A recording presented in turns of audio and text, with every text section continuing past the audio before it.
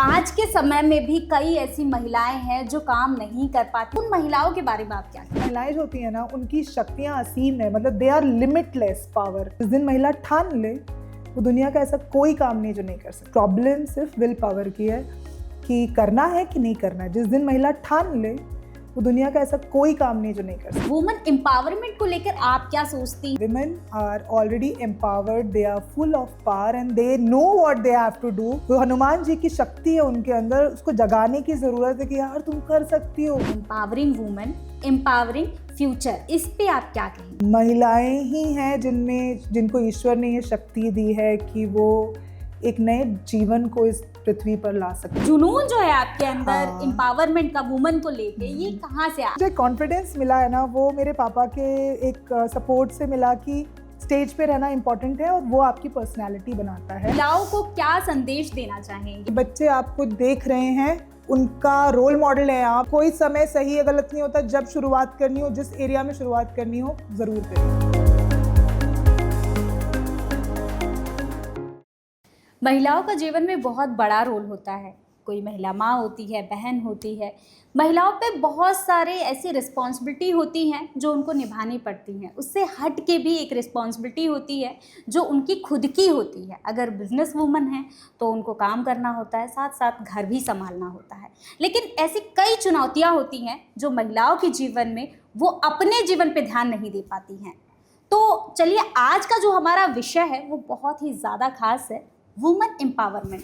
तो आज हम बात करेंगे डॉक्टर प्रियंका मोक्षमार जी से, जो एक सोशल वर्कर भी हैं, और इनसे हम जानेंगे कि महिलाओं के जीवन में कैसी चुनौतियां आती हैं। मैम, बहुत बहुत स्वागत है आपका। थैंक यू सो मच ज्योति जी, मुझे स्पेशली ऐसे टॉपिक के लिए चूज़ करने के लिए। हालांकि विमेन एम्पावरमेंट में मेरे अपने कुछ दृष्टिकोण हैं, कुछ पॉइंट ऑफ व्यूज़ हैं जो आगे डिस्कशन में निकल के आएंगे। एंड आई रियली होप कि जितनी भी महिलाएं आज आपके माध्यम से मुझे देख रही हैं, सुन रही हैं, कहीं ना कहीं हर एक पॉइंट किसी न किसी महिला के जीवन में कुछ छोटा ही सही अगर चेंज ला पाए, तो आई थिंक हमारा आज का डिस्कशन काफ़ी फ्रूटफुल रहेगा। बिल्कुल मैम। मैम, जैसे कि आज के समय में भी कई ऐसी महिलाएं हैं जो काम नहीं कर पाती, चाह के भी नहीं कर पाती हैं। सोचती तो बहुत सारी चीज़ें हैं कि हाँ, मुझे बिजनेस करना है, घर से बाहर निकलना है, लेकिन अपनी जिम्मेदारियों के तले दबी हुई हैं। तो उन महिलाओं के बारे में आप क्या कहेंगे?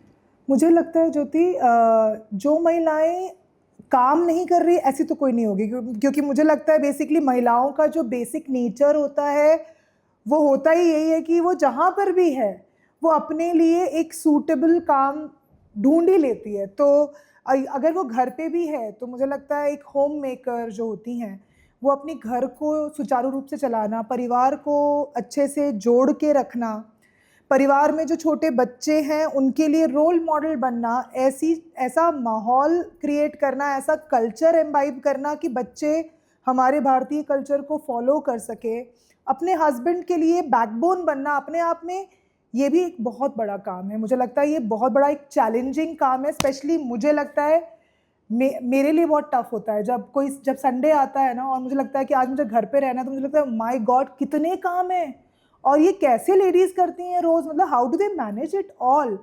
सो सबसे पहले तो कोई भी महिला काम नहीं है ऐसा नहीं है, तो होम मेकर भी अपने आप में मुझे लगता है बहुत बड़ा काम है और एक बहुत बड़ा चैलेंज है।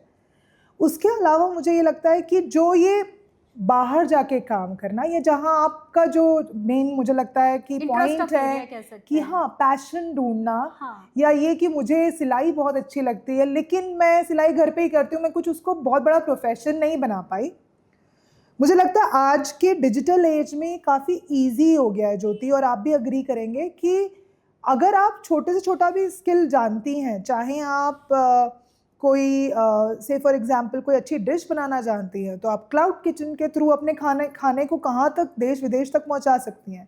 अगर आपको कढ़ाई का काम बहुत अच्छे से आता है तो आप किसी बड़ी इंडस्ट्री में as a outsource skill worker आप घर से ही बैठ के डोनेट कर सकती हैं, काम कर सकती हैं, अर्न कर सकती हैं। बहुत सारे ऑनलाइन काम आने लग गए हैं जो आप घर बैठ के सिस्टम पे बैठ के काम कर सकते हैं। आई बिलीव इच्छा शक्ति होनी चाहिए। मतलब मुझे लगता है सबसे बड़ी चीज़ जो किसी भी महिला को रोकती है ना ज्योति, वो उसकी खुद की विल पावर होती है। कि मुझे कहाँ तक आगे बढ़ना है और मुझे क्या करना है। तो अगर किसी महिला को, क्योंकि मुझे लगता है महिलाएं जो होती हैं ना, उनकी शक्तियाँ असीम है, मतलब they are limitless power source. तो अगर कोई महिला को सच में अगर ये ठान ले कि यार कुछ भी हो जाए मुझे तो अपना नाम बनाना है, या कुछ भी हो जाए मुझे तो अपने परिवार का नाम रोशन करना है, तो फिर वो अपने घर के अलावा 100 और काम कर सकती है। अभी सरकार की तरफ से भी वुमेन को आगे बढ़ाने के लिए बहुत सारे ऐसे योजनाएं लाई जा रही हैं जी। जिससे कि हमारे जो भारत की महिला है वो आगे बढ़ पाए। तो वुमेन एम्पावरमेंट को लेकर आपके क्या सोच है, आप क्या सोचती हैं, और जो सरकार योजनाएं ला रही हैं हाँ। उस पर क्या आपकी राय है? मैं शायद ना गलत व्यक्ति हूँ विमेन एम्पावरमेंट पे बोलने के लिए, क्योंकि मुझे लगता है महिलाएं ऑलरेडी एम्पावर्ड हैं। Women are already empowered, they are full of power and they know what they have to do. वो हनुमान जी की शक्ति है उनके अंदर, उसको जगाने की ज़रूरत है कि यार तुम कर सकती हो। शक्तियों को याद दिलाइए, वो कुछ भी कर सकती हैं। और जितनी स्कीम्स आई भारत सरकार की वो इसी वजह से थी। जो बात आपने पहले पूछी कि जो भी हम महिलाओं का, जो भी महिलाएं जो पीछे रह गई ड्यू टू डिफरेंट इन्वेजन्स, क्योंकि अलग अलग लोग आए और गए हमारे देश में, तो जो भी सिक्योरिटी पर्पज से जिसकी वजह से महिलाएं पीछे रहीं, तो उनको आगे लाने के लिए, उनको मौका देने के लिए और उनको पुरुषों के समान इक्वल अपॉर्चुनिटी देने के लिए जो पीछे रह गई हैं, उतना गैप फिल करने के लिए स्कीम्स आई। पर मुझे लगता है कहीं ना कहीं इसमें ना डबल स्टैंडर्ड लगता है मुझे लगता है महिलाएं ना वैसे तो नहीं तो बोलेंगी कि आई नो एवरीथिंग, मैं इक्वल हूँ, कहाँ बात कर रहे हो, मुझे कुछ नहीं चाहिए, मैं पुरुषों जैसा समान काम कर सकती हूँ। और जब छोटी सी एग्जांपल, रेलवे टिकट लाइन में आपको दिखता है कि बहुत लंबी लाइन है तो आप लेडीज़ की अलग लाइन बना लेते हो। So we women are double standard. जहाँ हमको लगता है कि विमेन कार्ड यूज़ करना है, हम विमेन कार्ड यूज़ करते हैं, और नहीं तो हमको इक्वल होना है। भाई you know there is no race, कोई रेस नहीं है, कहीं आप दौड़ नहीं रहे हो। पुरुष उतने ही इम्पॉर्टेंट है जितनी महिलाएं हैं, दोनों को साथ में चलना ज़रूरी है, उसके बिना परिवार नहीं चल सकता।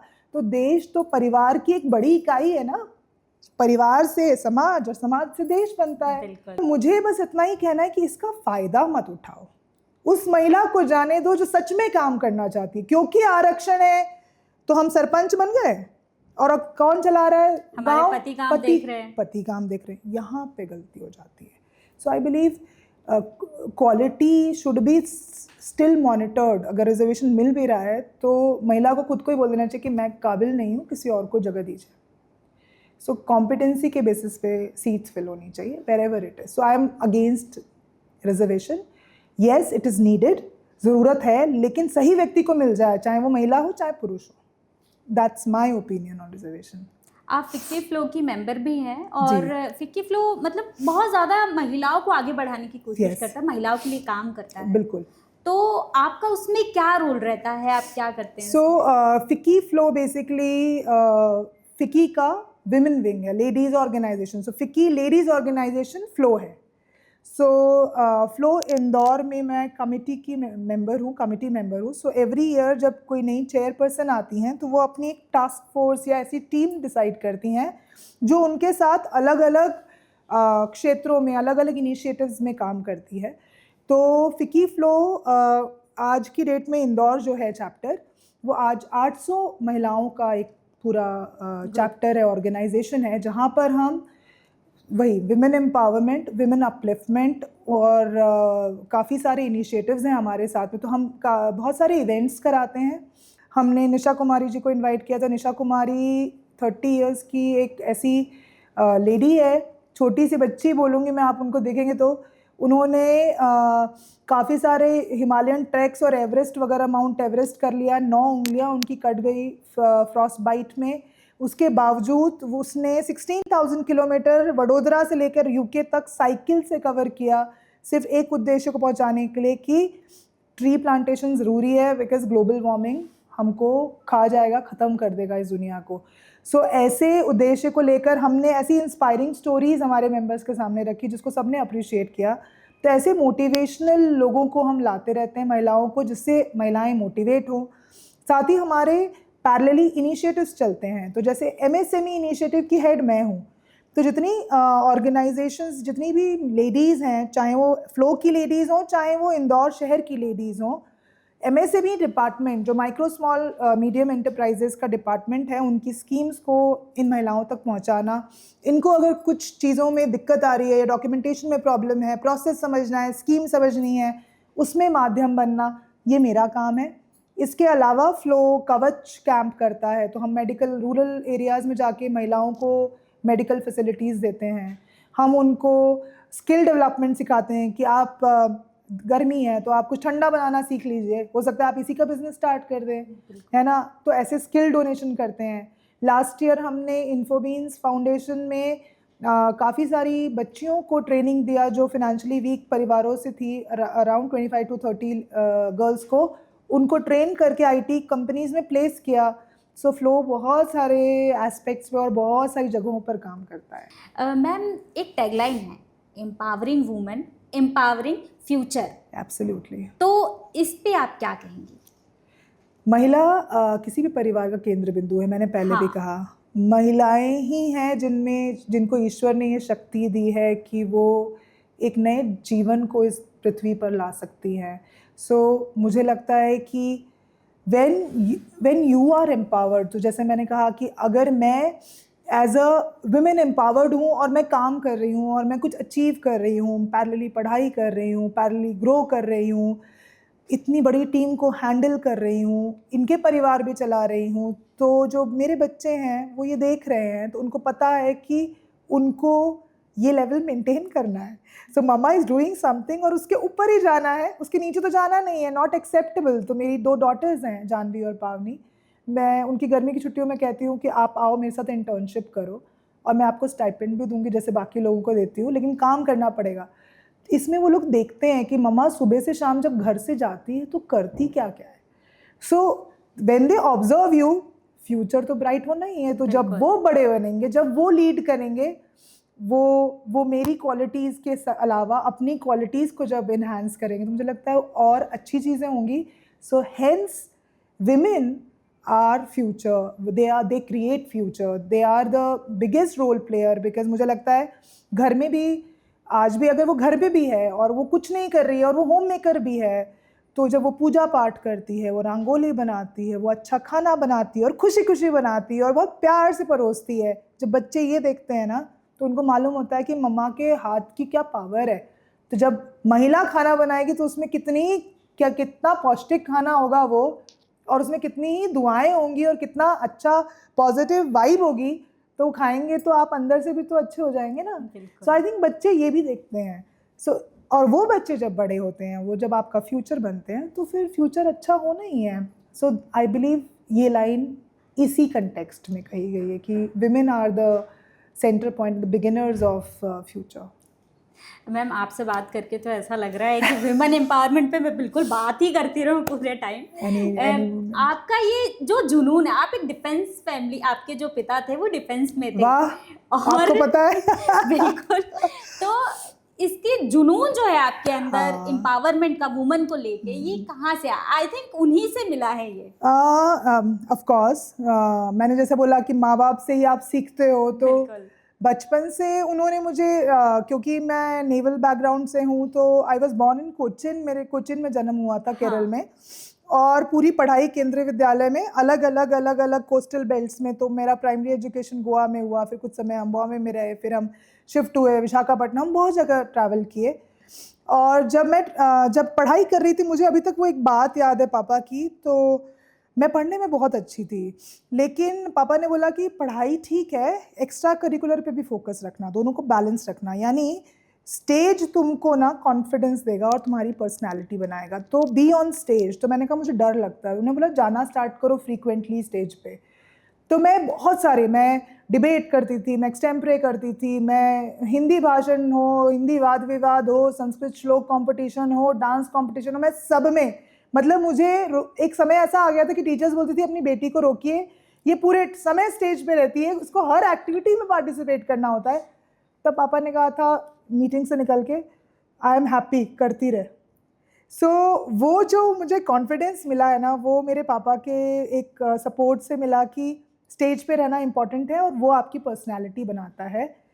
मार्क्स तो मैं ले ही आई बिकॉज बेसिक इंटेलिजेंस थी ही, और उसको करते करते जब मेरी शादी हुई, my husband had great confidence on. आज भी जब ये कंपनी फॉर्म हो रही थी 2015 में, मैं प्रोफेसर थी, तो प्रणव ने मुझे कहा कि देखो मैंने ये इन्वेंशन कर लिया है वायु, और ये दुनिया में रेवोल्यूशन लाएगा प्रियंका, ये एसी को रिप्लेस करेगा, और पर्यावरण जितने भी देश हैं जो पर्यावरण के बारे में सोचते हैं, क्लाइमेट चेंज के बारे में सोचते हैं, वो वायु लगाएंगे।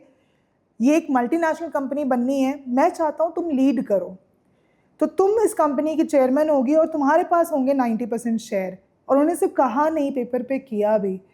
तो वो कॉन्फिडेंस उन्होंने भी मुझ में रखा कि ये तुम कर सकती हो। जब उन्होंने मुझ में कॉन्फिडेंस रखा ना ज्योति, तो मेरी रिस्पॉन्सिबिलिटी बन गई कि मुझे प्रूव करना है कि मैं ये कर सकती हूँ। फिर मैंने ना रात देखी ना दिन, मैं बस दौड़ती रही। बहुत काम किया हमने, बहुत मेहनत किया, बहुत जगह हम फेल हुए, बहुत चीज़ें सीखी, वापस चीज़ें बटोरी। बहुत ऐसा समय आया जब लगा कि सब टूट गया, बिखर गया, हम क्यों ही कर रहे हैं। फिर सब कुछ बटोरा, फिर आगे बढ़े। मुझे लगता है ये कॉन्फिडेंस वहाँ से आया है। लाइफ सबसे बड़ा मोटिवेटर होती है, और सबसे बड़ा कॉन्फिडेंस या आपके चेहरे पे जो भी दिखता है ना, वो आपकी ज़िंदगी का सार होता है।